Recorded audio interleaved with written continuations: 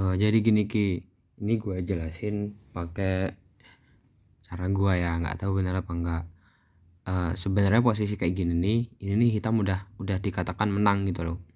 Dengan langkah pertama yaitu gajah makan pion di B3 ini sebenarnya pun tanpa pengorbanan beteng ke F4 itu udah menang. Ini kenapa hitam harus mengorbankan benteng ke F4 itu karena hitam ingin melakukan skakmat yang namanya smother mate, di mana skakmat smother mate itu hanya digunakan oleh satu kuda. Jadi kalau kuda berhasil menskakmat raja dengan sendirian hanya karena murni satu kuda, dinamakan skakmat smother mate.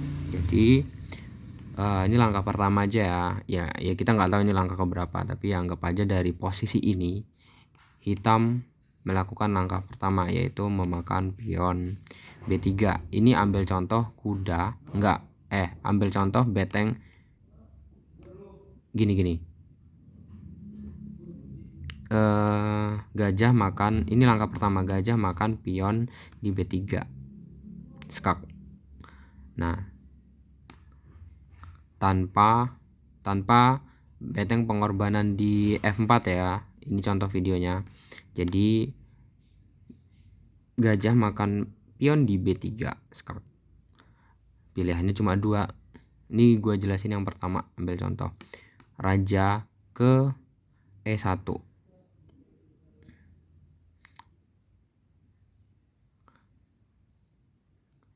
Salah. Gajah makan pion di B3 skak tanpa langkah keduanya beteng makan pion di F4. Jadi ketika gajah makan pion di B3 skak dimakan dengan pion dari A2, makan gajah di B3. Setelah itu dimakan lagi oleh menteri ke B3 skak. Nah, pada langkah ini raja ini setelah menteri yang makan ini makan pion di B3, raja pindah ke E1. Tapi ini tanpa beteng pengorbanan ke F4. Menteri skak di B3, raja ke E1. Ketika kuda melakukan skak di C2, maka bisa dimakan menggunakan beteng di C2. Setelah beteng makan di C2, menteri yang tadinya di B3 akan turun ke B1 untuk skak. Nah, kalau kuda udah di sini, udah pindah ke F4, maka mati, raja ini mati, nggak ada yang nolong. Tapi karena ketika menteri ke B1 skak, itu bisa ditutup menggunakan kuda ke C1. Begitu ya, meskipun setelah kuda menutup skak di C1, menteri makan kuda di C1, ya skakmat juga, tapi skakmatnya nggak cantik, alias skakmatnya nggak menggunakan satu kuda. Itu yang langkah pertama ketika raja ke E1 tanpa pengorbanan beteng di F4. Sekarang ya cara kedua tanpa beteng makan pion di F4. Jadi gini, langkah pertama tetap gajah ke B3 skak dimakan dengan pion A2 di B3, kemudian menteri skak di B3. Nah, setelah menteri di B3 ini,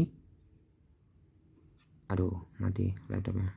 Setelah menteri ke B3 skak, tadi raja ke E1. Sekarang kita analisis yang beteng ke C2. Ketika beteng ke C2 itu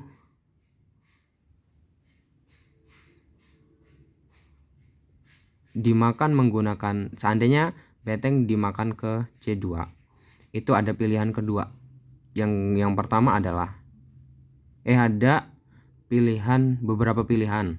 Yang pertama, ketika menteri langsung yang makan pion ke C2, makan pion. Menteri yang dari B3 makan beteng ke C2. Aduh, ada kereta lagi.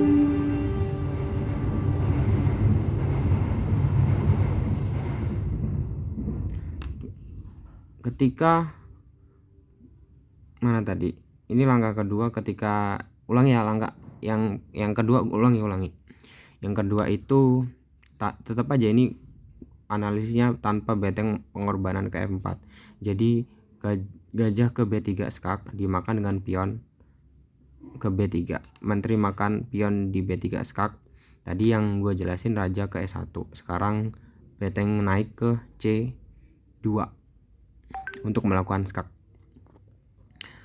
Setelah beteng naik ke C2 skak itu ada beberapa pilihan. Yang pertama, menteri bisa langsung makan beteng ke C2 skak dan raja hanya punya pilihan ke E1. Setelah itu menteri ke B1 skak hanya bisa ditutup dengan kuda C1. Coba kalau nggak ada kuda, skak mat kan udah hitungannya. Ya walaupun setelah kuda nutup ke C1, menteri makan kuda ke C1, itu tetap aja skak mat, tapi skak matnya enggak skak mat yang kuda, enggak skak mat smother mate. Itu pilihannya, itu beberapa pilihan, itu pilihan ya, salah satu pilihan. Lanjut, apabila beteng ke C2, ini sama konteksnya. Gajah makan pion B3, dimakan pion, menteri ke makan pion di B3, ditutup dengan beteng di C2. Nah, tadi kan gue jelasinnya menteri makan beteng ke C2. Sekarang apabila kuda yang makan beteng ke C2. Nah, ini adalah kesempatan yang bagus bagi raja untuk melarikan diri. Jadi ketika kuda yang makan beteng ke C2, ini pion E2 ini bisa dimajukan, ya terserah lah mau ke E3 atau E4. Jadi ketika setelah pion maju ke E3 atau ke E4, menteri bisa turun ke B1 skak dan raja bisa lari ke E2. Jadi raja bisa selamat. Jadi bisa ke E2, bisa juga ke setelah itu ke F3, setelah itu ke G2 untuk menyelamatkan diri.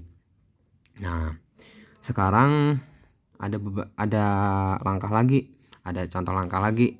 Ini tetap beteng nggak melakukan pengorbanan ke F4. Jadi sama, gajah makan pion B3 skak, dimakan pion ke B3, kemudian menteri ke makan pion ke B3 skak.